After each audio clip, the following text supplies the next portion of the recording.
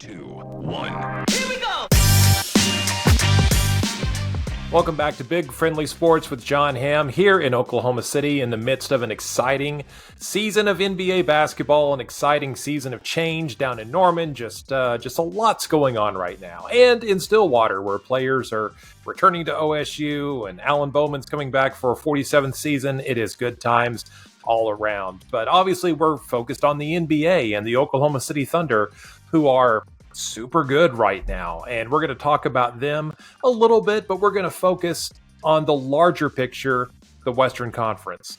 Before we get into that, I want to thank sponsors for our show as always. That list includes MidFirst Bank, the National Cowboy and Western Heritage Museum, Fire Lake Jobs, and your Oklahoma Ford dealers. Drive into your best in Oklahoma Ford dealers today for the best deals on Ford's full line of trucks and SUVs. Ford is the best in Oklahoma. So with that, let's get going here. We have our man Michael Martin with Sellout Crowd back on the show. Michael, are we having any enjoyment at all of this Thunder season so far? How could you not? Everything's roses, candy over here. Things are going great. It's a real shame the Hawks game just didn't happen, but everything else is going great. That was a perfect storm or imperfect storm, however you want to look at it. A number of things were just uphill for OKC in that one, unfortunately. And that's with any team. We can go through, look at their schedule, and find a loss that we're just puzzled by. And so, just do the same thing going down OKC's list, be puzzled by it, understand that it was the second night of a back-to-back on the road when they didn't leave Oklahoma City in a timely fashion. And they arrived in Atlanta extremely early in the morning. Just a lot went against them in that one. Yeah, I know that it's not exactly cool to always have sympathy for like the millionaires and this idea, but just going to work after sitting on a plane that's been delayed for like 4 hours and then going the next day and then going to your office, whatever you're doing, I can't imagine that would be fun, let alone going and playing professional basketball for 40 plus minutes. So I think Sam Presti once said it. He mentioned it to us about that the world or the sky falls on every NBA team like 4 or 5 times a season. It's just one of those times, and let's just hope they bounce back pretty quickly, which I think they will.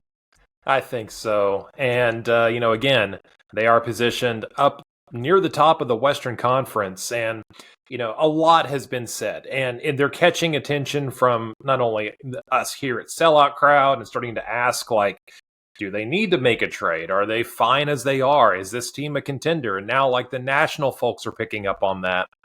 And I think that requires some context. That requires looking at the teams around them. And so what I thought we might do here, Michael, is just sort of look at these other teams, where they are, how legitimate are they? You could even look into, okay, like if they got into a playoff series, what that, matchup might look like.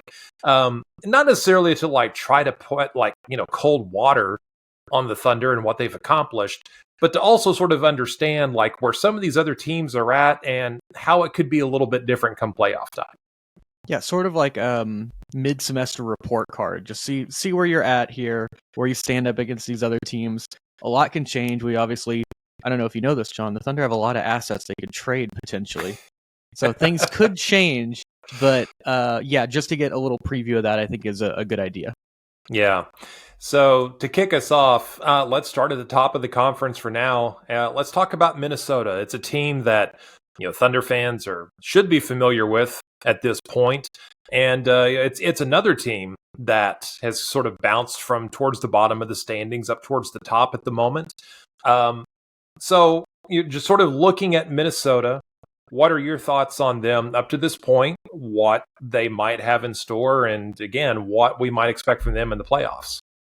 Minnesota is really interesting because they're the antithesis of the Thunder in a lot of ways. Of they want to play big, they have to with this roster where you have 3 of your most highly paid guys are Rudy Gobert, Karl-Anthony Towns, and Naz Reid. Like it's not an option to really play small for them. Then matching with Chet is really interesting. I did find a stat of Shea this season's averaging 33 points against them, 66% shooting from the field, which was very interesting to me because he's 0% from 3. So he's getting a lot of these drives and a lot of these mid-range shots off.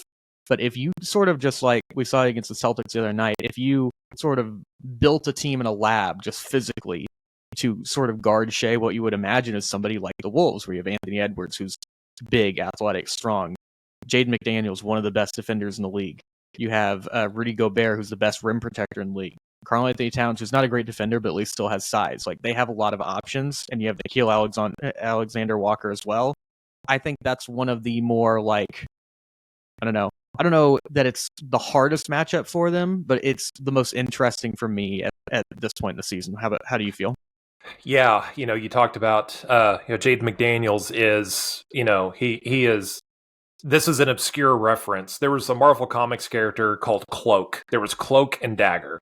Cloak was a giant cloak, basically. And that's what I feel like every time I see McDaniels. It's almost like, I don't know, a velociraptor or something coming at you. He should play for the Raptors, probably. His brother does. He's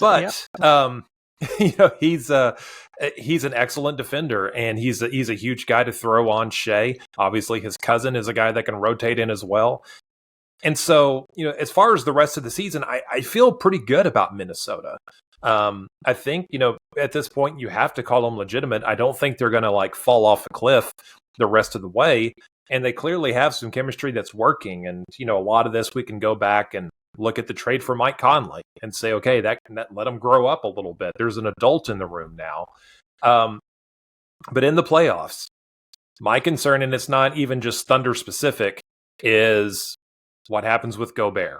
We saw it with Utah, where teams were able to scheme against him and just reduce his effectiveness, make him move. That's what the Thunder did when they played him last, is they, really made him move his feet, and he was uncomfortable doing that. Teams are going to try to draw him away from the rim. That is the problem that Chris Finch has got to come up with a solution for. I'm not saying that he can't, but that is one of the main things that, looking at that team, concerns me the most, I think. Yeah, you have two guys who, Gobert in a different way, getting played off the floor on defense, and Karl-Anthony Towns, where it's like two negatives make a positive, where it's like we have two guys and they can't get played off. So it's going to be interesting. And then, like you mentioned with Gobert, I do think it's a little bit different from his time in Utah, because they have much better perimeter defenders around him with Edwards and McDaniels, like we mentioned. But I'm with you. I think it's super interesting to see how Chris Finch operates. And I think the biggest thing with them against the Thunder is just the well-known rebounding issues. And I would just see the Wolves just doubling, tripling down on, we're going to out-rebound, out-physical this team. And I think that could be something that could hurt the Thunder potentially in a playoff matchup against them. And going zone. And, before the last matchup between the two teams, I know the Thunder was prepared. They had some tricks up their sleeve. They knew that was going to be a thing, and they were able to neutralize the zone, which has been a problem for OKC for, many years now. But in this iteration of the team, it has been problematic over the past couple of years. That's another thing. I think Minnesota would just resort to zone. Once again, a lot of teams we're going to talk about are going to try to just make Josh Giddey make the shot, leave him open, dare him to shoot it, try to close off the other avenues. And I'll say Minnesota is designed, I think, to help make that happen. But this is where the value of a Jalen Williams comes in. And that is something that Shea has that Anthony Edwards does not, is that other guy that, okay, if you're going to close me off, I'm going to go set screens. I'm going to do some other things to free up the other guy. Now you try to stop him too.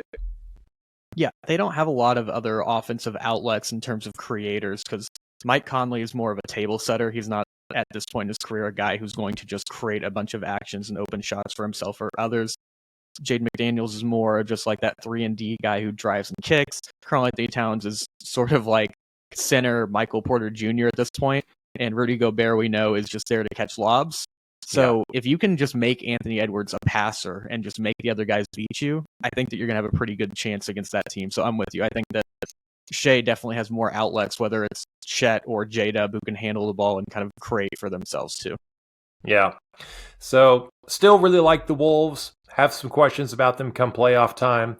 Not as many questions with the next team we'll talk about, and that is the world champion Denver Nuggets, who, they're doing really well. They're near the top of the Western Conference, but almost no one is talking about them. I don't know if people are just sort of tired of giving Jokic all the flowers over the past few years. I don't know. They just sort of kind of like flew under the radar. Maybe a lot of this has to do with all the hype being thrown to particularly Oklahoma City, but also Minnesota and just some other like dramas around the league. It's almost like Denver's just sort of like, picking up the lunch pail and going in and doing the work and coming home and no one's really noticing.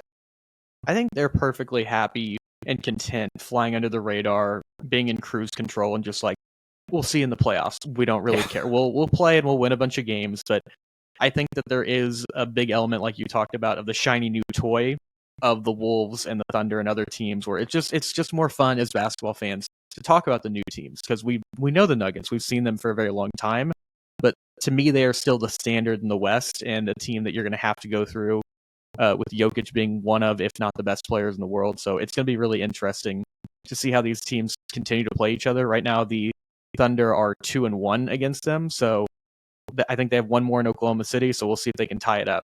But the road teams won every single one so far. Yeah, now the thing, of course, with Denver is there's playoff Jamal Murray. That's a whole different animal completely. And so no matter what happens in the regular season, we just know when you get to, time to win 16 games and go get a ring, Jamal Murray is just going to kick it up another notch. And so that's something you have to consider with this Nuggets team. Yes, these regular season wins over them, they are great checkpoints for this Thunder team. It's great achievements. It's great to see, hey, we can compete against these guys. And it could very well be that Shea has another notch that we're not familiar with yet. But I'm just saying, like Jamal Murray and Jokic, Michael Porter Jr., when he's hot, he's able to, he's able to tilt the game in a hurry. The mild concern is some of the quality depth that Denver lost in the offseason. They're relying a lot on, Christian Brown a lot more, on Peyton Watson. And if those guys falter, they don't have a whole lot of great options to look at instead, having lost Jeff Green and Bruce Brown. But having said all that, no matter where Denver is at in the Western Conference at this moment or at the end of the season, they are still going to be terrifying come playoff time. Yeah, they're a different animal in the playoffs, like you mentioned with Jamal Murray in the playoffs. And then Jokic, where we saw him in the finals, where it's just like, okay, I'll go score 35 points a game. I'll just post up every time. Things that guys just don't want to do in the regular season because of the wear and tear it puts on you. But the playoffs are a different animal where it's all high stakes. It's win or go home, and guys will step up and do some things differently. And I like what you said about their depth, that they did lose those pieces in Jeff Green and Bruce Brown. But even like right now, we saw without Aaron Gordon how much they just struggled to guard Shea. And a guy like that, if he's injured or in foul trouble, they don't really have another option, because KCP is a guy who's going to get bullied by Shea. And as much as the reality is that Jokic is going to torture whoever the Thunder have on him, I think Shea is going to give that guy an even harder time on Denver. And then the stat I have for Jokic is he's averaging 24, 10, and 8 on 71, 60, 91 shooting splits. He's 5 of 6 from 3, so small sample size on that, but he's just, it's like Space Jam or like 2K with all the sliders turned to easy for him so far. And again, like the goal for OKC is not, can we neutralize Jokic? It's, can you neutralize Shea? Could you neutralize, back in the day, Kevin Durant or Russell Westbrook? You can make things uncomfortable for them, but it's not about neutralizing Jokic. Again, it's sort of, zigging while other teams are zagging. And I think that's largely why OKC is designed the way they are, from the size of the players to the rotations they use to the type of players they identify. They're trying to find other advantages out there because, Jokic is going to do his thing. Great players are always going to do that. You just have to come up with a way to play to hopefully offset that to some degree. Yeah, you can't stop these guys. The old cliche, you can only hope to contain them. Like, I'm sure if there was a game plan to stop, like we know it, watching the NBA for a long time, you know it more than me, all the guys who came in as, this is the Kobe stopper. And then every single guy failed. Every single one where it's like, oh, this is the guy. It was Thabo Sefolosha, and then it was Ron Artest, and it was Shane Battier, and every guy gets 30 put on them. So it's just ridiculous to think that there's a guy like that out there. But if you can make life difficult on them like a Jokic and make him run and do some of the things that the Thunder make him do just with their speed and athleticism guarding Chet out on the break, I think that's your best chance to beat a team like Denver. Next in the West, let's talk about the Clippers. So, here's a team, all credit to them. They make the big trade for James Harden, and the early returns are not good. And I knew there was going to be a bit of an adjustment period. The big adjustment being that, they figured out they can't play Russell Westbrook and James Harden together, but it's working so far. And, again, this is a team that theoretically, on paper, man, this team should be incredible with Kawhi Leonard, Paul George, James Harden, Russ off the bench at this point in his career. They've got, quality, rotation. They've got quality role players all around. And so with them, I still say really good regular season team. Michael, I'm always going to have questions about this team come the playoffs. And so just what are you seeing from the Clippers now? Sort of what do you expect and what do you see beyond this regular season for them? I'm with you. I have no trust in this team in terms of the playoffs and knowing who's going to be healthy and available.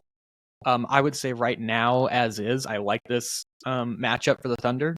I think that Chet ultimately unlocks everything in this matchup because he can still protect the rim.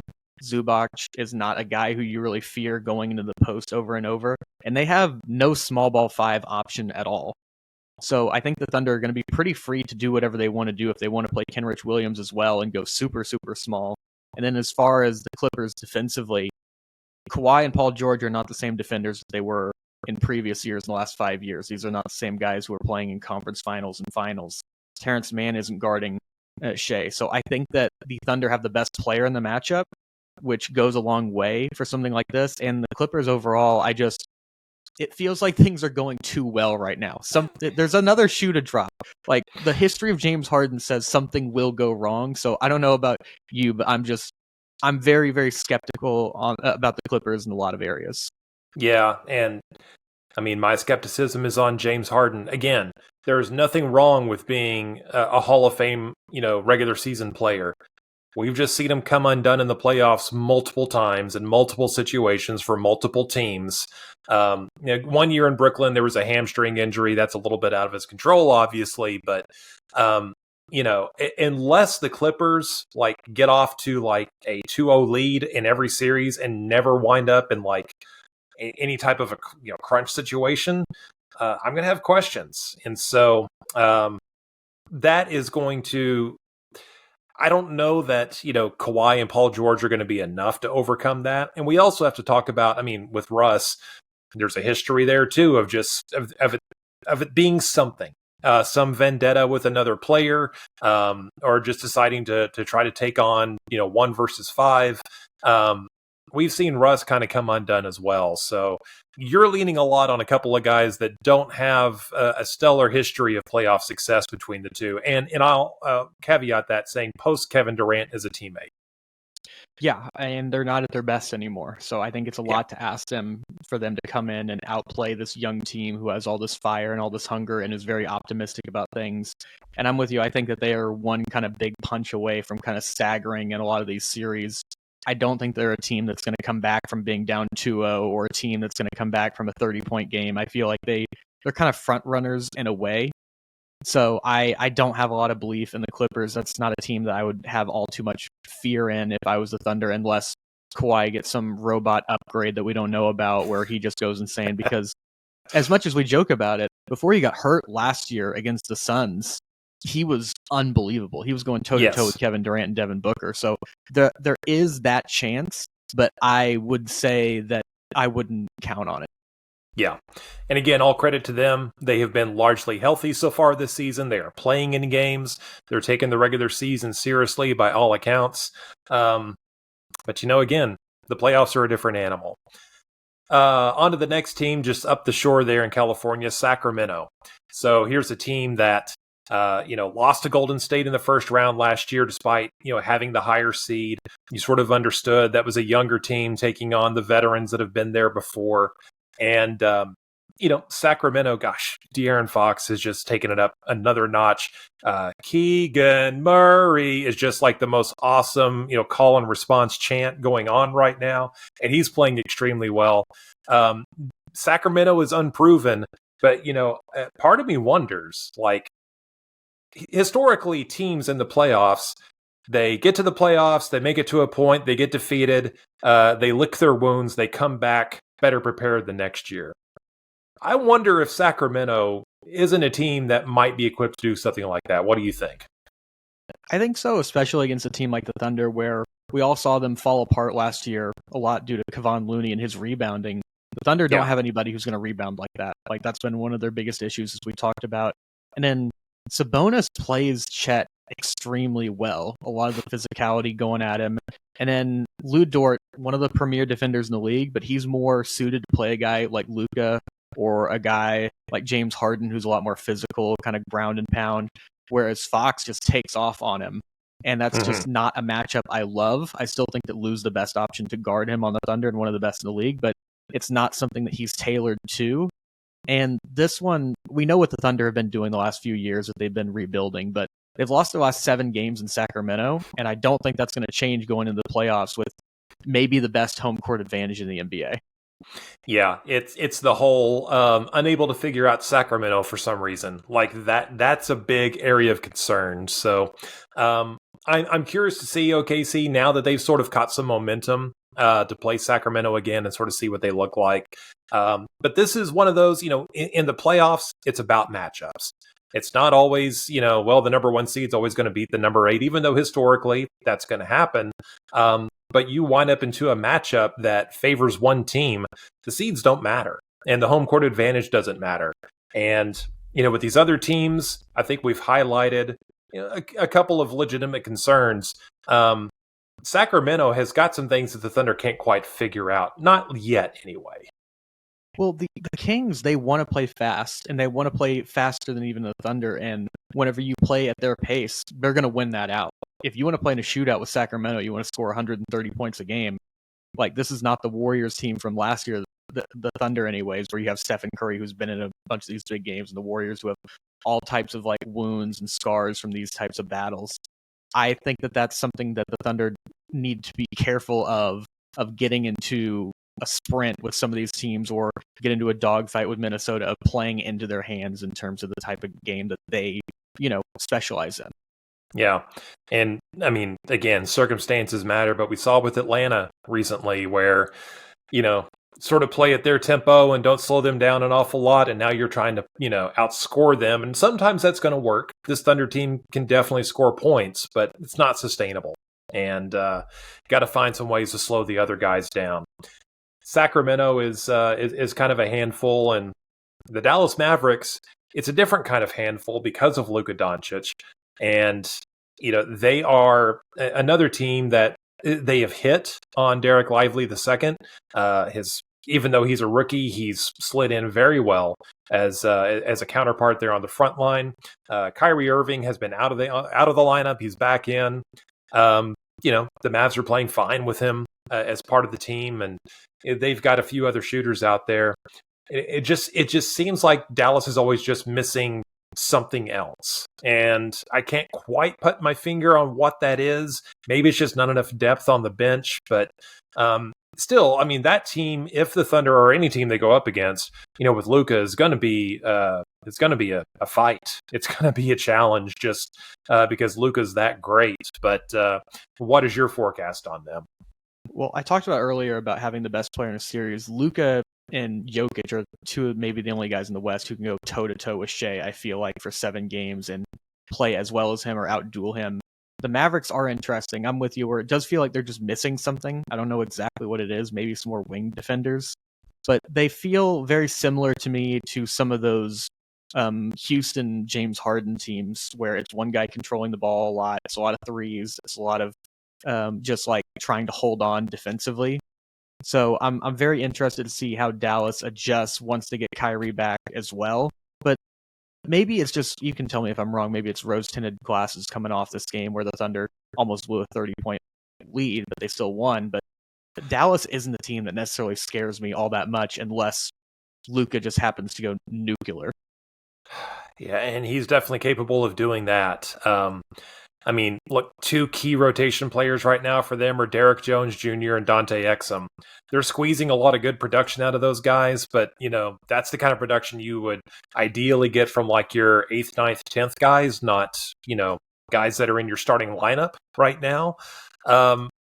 So, again, with Luka, they're always they're gonna punch above their weight, no matter who's on the floor. And Kyrie is a wild card. There's been a number of things in the past. You just never know when.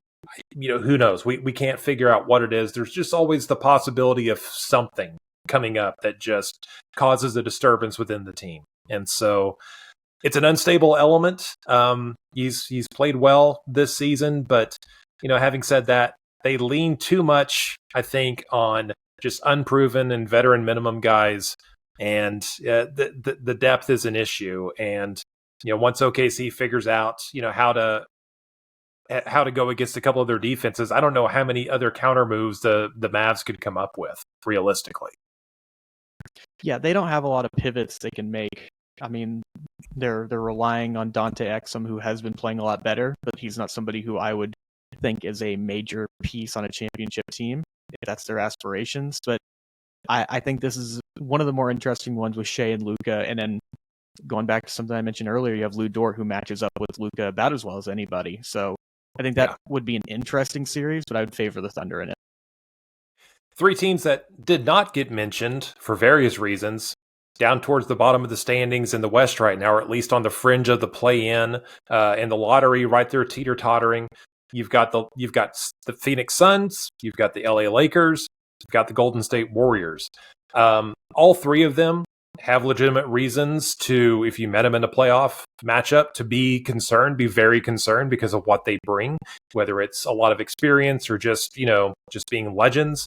But yet they're kind of floundering right now. So, Michael, when you look at those three teams at the bottom, do any of those give you any concern if they were to meet up with the Thunder in a matchup in the playoffs? Of those three, I would go with the Lakers. Just off the top, there's not many combinations of guys when they're playing at their best better than LeBron James and Anthony Davis. We saw it a few nights ago or a few weeks ago whenever LeBron came in and looked like a superhero against the Thunder and just completely took over the game. And then their added size that they can go to with Christian Wood of going three bigs with LeBron is just a team that I don't necessarily I don't think I'd necessarily want to match up with it if I'm the Thunder. And then, like you mentioned earlier, home court seeding doesn't matter at some points with a lot of these matchups. And if LeBron comes into your building, whether he's the 1 seed, 2, all the way down to 10, he's going to feel like he's the favorite and he should be winning the series. And that level of experience that he has versus some of the young immaturity of the Thunder who haven't been in a lot of these games is something I would definitely be worried about matching up with. That doesn't mean that I would predict the Lakers to beat the Thunder, but it would definitely give me some cause for concern. Yeah, the Lakers, that's valid. And again, for LeBron and Anthony Davis reasons, you should be very concerned if you meet up with them in the playoffs. Golden State, obviously, they have a well-earned reputation, but, Camelot crumbles sometimes. And, Golden State may be experiencing some of that.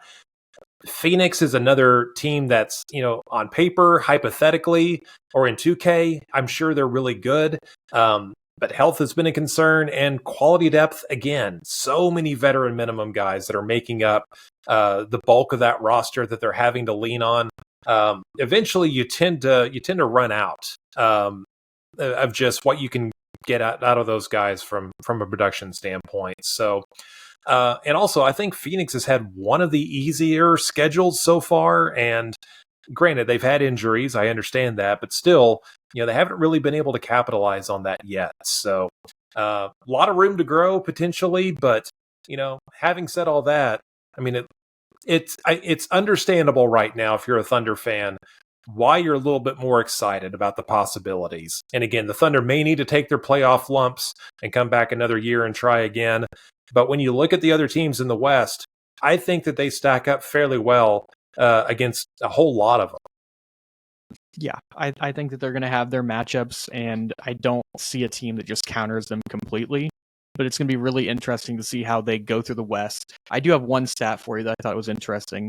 Among the other teams in the top 5 in the West, so you have your Wolves, your Kings, your Clippers, your Nuggets, and those teams like that. Shea is only shooting 13% from 3 on 3.4 attempts in 9 games. So I think that's something to watch out for as we've seen how important his 3-point shooting is. Yeah, absolutely. So fun times. Enjoy the Thunder season, folks. Worry less about who to trade for. I know we did a whole show on trades and stuff because they're kind of fun, but it's okay to also like really enjoy what's out there right now and not get too worked up about what they could do, what they need to do, what worries you, all of that stuff.